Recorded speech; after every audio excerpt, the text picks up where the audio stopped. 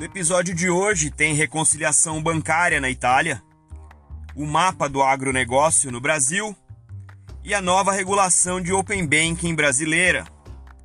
Eu sou Maurício Magaldi e esse é o Block Drops, o primeiro podcast em português sobre blockchain para negócios. As notícias que você ouve aqui não têm qualquer vínculo com o meu trabalho atual, não configuram nenhuma forma de patrocínio, propaganda ou incentivo para o consumo e têm o foco exclusivamente educacional para o mercado. Essa primeira nota de hoje é um caso italiano de uma aplicação muito interessante para resolver uma questão bastante tradicional nos mercados financeiros, que é a reconciliação interbancária. A reconciliação interbancária, ela trata basicamente de um processo operacional em que cada banco tem com outros bancos contas correntes. Então, isso ajuda no fluxo, no fluxo financeiro, no fluxo monetário entre os bancos, quando há transações entre clientes de diferentes bancos ou entre o mesmo cliente, cliente de diferentes instituições financeiras. E isso é uma atividade operacional que garante que essas contas estão batidas entre cada um dos bancos. Então é 1 para N combinações daquela reconciliação na mão de ida e na mão de volta, obviamente. Uma das coisas típicas quando a gente discute blockchain é a resolução de disputas. Por que a gente fala de disputa? Quando eu tenho uma reconciliação interna numa empresa, onde eu estou reconciliando dados de diferentes departamentos, a gente pode chamar de reconciliação, porque se tiver alguma diferença eu vou lá e eu ajusto, eu trago informação adicional e eu tento resolver aquela diferença. Quando você faz isso no âmbito do mercado, você faz isso no âmbito da indústria, e entre diferentes empresas que potencialmente têm diferentes agendas em relação àquele processo de negócio, essa reconciliação ela pode entrar em uma disputa. Se ela demora muito tempo para ser resolvida, você pode ter que fazer algumas provisões contábeis e isso afeta diretamente o resultado da empresa. Então, quando a gente pensa em blockchain nesse âmbito da indústria, a gente pensa nesse aspecto de que eu estou resolvendo disputas entre diferentes agentes daquela cadeia de valor daquele setor econômico ou entre setores econômicos. No caso da Associação Bancária Italiana, a ABI, eles estão testando uma forma de fazer isso com blockchain, onde cada banco controla as contas posição, que no mercado se chamam contas nostro e vostro, as minhas contas contigo, as tuas contas comigo, utilizando uma rede blockchain. Nesse caso aqui, eles estão usando a plataforma Corda Enterprise da R3 e estão reduzindo esse processo, o esforço de reconciliação bancária entre, vou olhar aqui, 32 bancos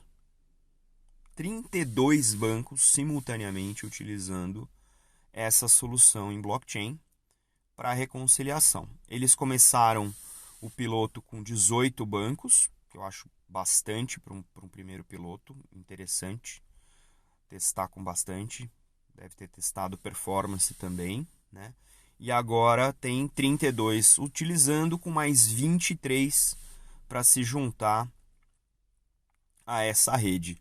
E até o final de outubro, todos os bancos italianos estão previstos para entrar nessa onda de outubro. Ou seja, uma indústria se organizando para reduzir os custos e riscos operacionais.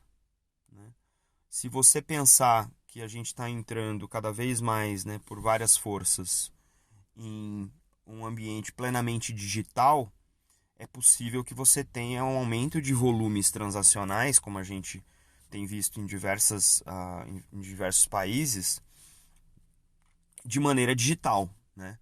Então, se você tem a própria rede de reconciliação bancária da indústria inteira trabalhando numa mesma plataforma, com o mesmo padrão, atingindo um nível de perdas operacionais mínimo ou zerando essas perdas, todo mundo que consome dessa indústria tende a ganhar também. A indústria ganha, por um lado, com margem, quem consome ganha com um pouco mais de eficiência, um pouco mais de preço. Fica aqui meus parabéns para a Associação Bancária Italiana e que isso sirva de inspiração para várias outras instituições, vários outros setores se organizar desse jeito. E, obviamente, fica a esperança também de que isso aconteça no âmbito internacional. A segunda nota, por incrível que pareça, ela é novamente associada à questão da pandemia de coronavírus. Mas ela é uma nota um pouquinho diferente porque ela trata de como o agronegócio tem se organizado para mitigar essas perdas. Então, eu vou falar aqui de uma startup chamada Culti.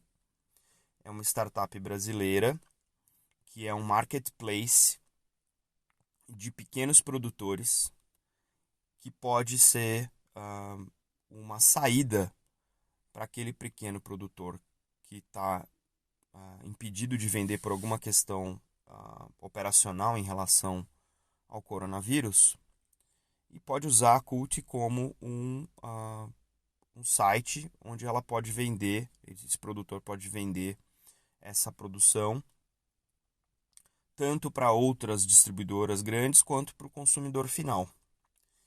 E para orquestrar esse marketplace, a Cult usa uma plataforma de blockchain e usa também uma criptomoeda própria. Então, é mais ou menos um mix aí de token economy com marketplace. E o que me chamou a atenção essa semana foi uma nota que eu li no LinkedIn, na página do Women in Blockchain, da Liliane Thier, sobre o programa da Cult, que é o mapa do agronegócio no Brasil, ou do micro agronegócio no Brasil, mapeando quais foram, ou quem são, e o que vendem, e onde estão esses microprodutores rurais do agronegócio no momento da pandemia em que eles tiveram perdas. Ou seja, eles estão usando o ecossistema que eles criaram para viabilizar, né, o escoamento da produção desses micro produtores agrícolas no momento da pandemia, para que isso fique visível para o mercado, quais são os pontos onde, se você for comprar de alguém que está perto e que sofreu perda, você possa priorizar. Gente, eu acho isso muito rico, porque se vocês lembram, algumas semanas atrás a gente falou do Desviralize, que é a mesma coisa, a pessoa se cadastra numa plataforma blockchain para mostrar o heatmap, né, da contaminação. Isso que a Cult está fazendo é quase a mesma coisa, só que com o ângulo de quem teve perda no agronegócio, no micro agronegócio, para poder se manifestar e mostrar o heatmap da perda do agronegócio no Brasil. Para que as decisões, sejam elas de consumo, sejam elas de incentivo, sejam elas de fomento, possam ser tomadas baseado na informação disponível no blockchain. Então, a gente está vendo, se vocês perceberem nesse momento, que é um momento super delicado, super crítico, já não é a primeira vez que eu falo de coronavírus aqui no podcast, de como essas startups que já trabalham com blockchain estão começando a colocar o blockchain num outro patamar de uso, num outro patamar de adoção, não só para aquele novo modelo de negócio, não só para benefícios de eficiência, não só para benefícios de resultado, mas também para sensivelmente, e eu só posso crer que isso seja parte do DNA dessas startups, que também as promoveu ou também as aproximou do blockchain, de olhar para o ecossistema, porque o blockchain te obriga a olhar para o ecossistema para fazer sentido, no momento de retração por conta da pandemia, e usar a solução para escalar numa outra direção, que é, deixa eu identificar onde estão os problemas, de maneira certificada numa blockchain, para que eu possa não só fomentar o meu negócio em cima dessa informação, mas que eu possa habilitar essas unidades, né, do meu ecossistema que estão com uma perda, ou estão contaminados, ou estão impactados por conta da pandemia, para que elas possam sair do outro lado ou subsistir ao longo desse processo. Fica aqui meu parabéns para a Cult e eu espero ver cada vez mais casos desse tipo. Essa semana, mais especificamente no dia 4, segunda-feira, 4 de maio, o Conselho Monetário Nacional e o Banco Central anunciaram a nova regulamentação brasileira para o Open Banking. Para quem não está familiarizado com o Open Banking é um movimento da indústria financeira para tentar, não só modernizar, é uma palavra ruim, mas para tentar integrar a oferta do banco, a oferta dos bancos, junto com as ofertas das startups. Esse é um movimento que já vem acontecendo ao redor do mundo, vem sendo regulado ao redor do mundo, e agora o Brasil se colocou em posição de regular essa dinâmica também, né? O link que eu deixei na descrição do episódio tem bastante informação, é o anúncio oficial no site do Banco Central. E uma das coisas que eu queria destacar aqui é o cronograma, tá? Ele é faseado. Para o Brasil ele começa em 30 de novembro deste ano e é concluído, a última fase é concluída em outubro de 2021. Então temos aí quase um ano para a implementação, né, da disciplina de Open Banking. A fase 1 rege acesso ao público, a dados das instituições participantes, quais canais de atendimento, produtos e serviços com suas contas de depósito à vista ou de poupança, conta corrente ou poupança, conta de pagamento e operação de crédito. A fase 2 é o compartilhamento entre as instituições participantes de informações cadastrais dos clientes e seus representantes e dados transacionais dos clientes para os produtos e serviços que estão relacionados a essa fase 1. A fase 3 é o compartilhamento do serviço de iniciação de transação de pagamento entre as instituições, então os disparos de pagamento entre bancos ou entre instituições financeiras e fintechs, e o serviço de encaminhamento de proposta de crédito entre as instituições, e aí são os produtos de crédito rodando entre os diferentes participantes.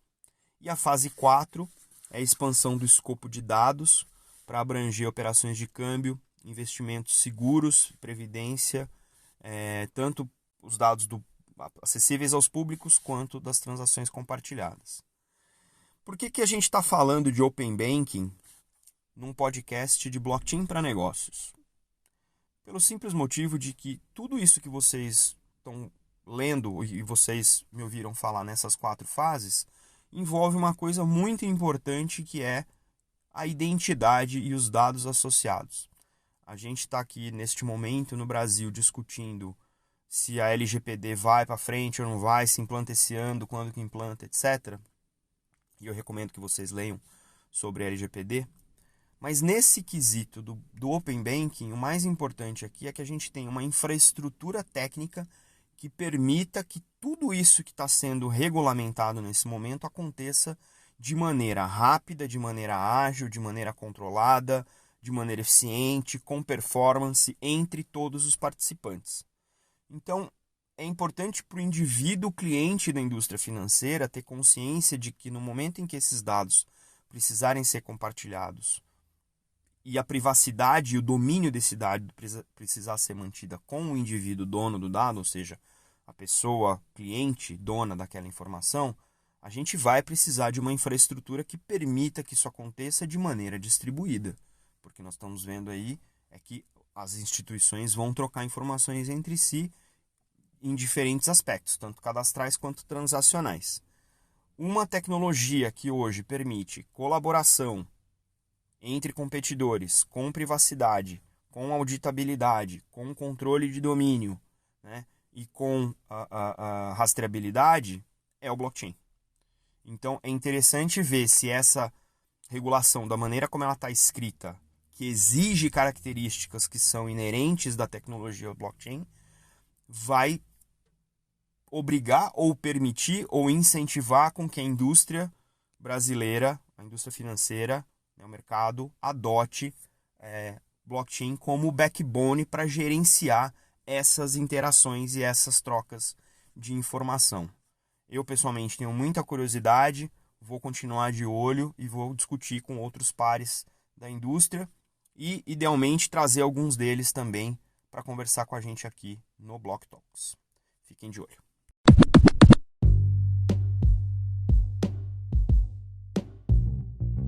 Você pode ouvir o Block Drops Podcast nas plataformas Numis, Google Podcasts, Apple Podcasts, Spotify e Anchor FM. Entre em contato conosco através do e-mail blockdropspodcast@gmail.com, no Instagram Block Drops Podcast e no Twitter Block Drops Pod.